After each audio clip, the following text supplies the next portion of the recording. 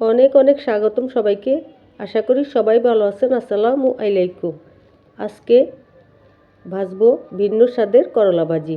ছোট বড় সবাই ভালোভাবে খেয়ে নিতে পারবে। চুলায় ফ্রাই প্যান বসিয়ে পরিমাণ মতো তেল দিয়ে দিব।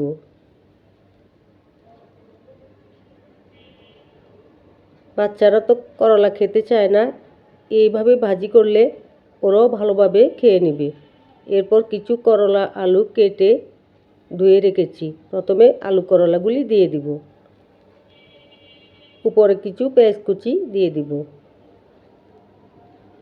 স্বাদ মতো লবণ, হলুদ, মরিচ, জিরা, ধনিয়া দিয়ে দিব।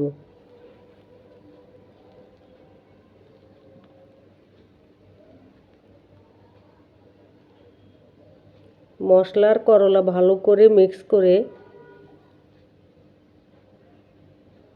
ঢাকনা দিয়ে সিদ্ধ হওয়া পর্যন্ত অপেক্ষা করব।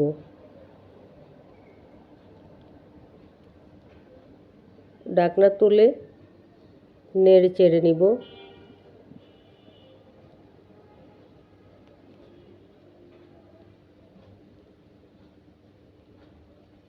সিদ্ধ প্রায় হয়ে এসেছে। এরপরও চেক করে নিব সিদ্ধ হয়েছে কিনা।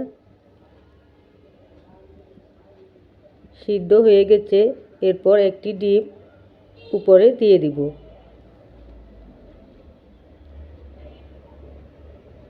উপরে কিছু লাল মরিচের গুঁড়া দিয়ে দিব।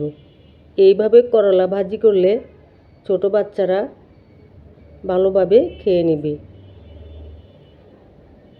আরও কিছুক্ষণ নেড়ে চেড়ে ভেজে নেব।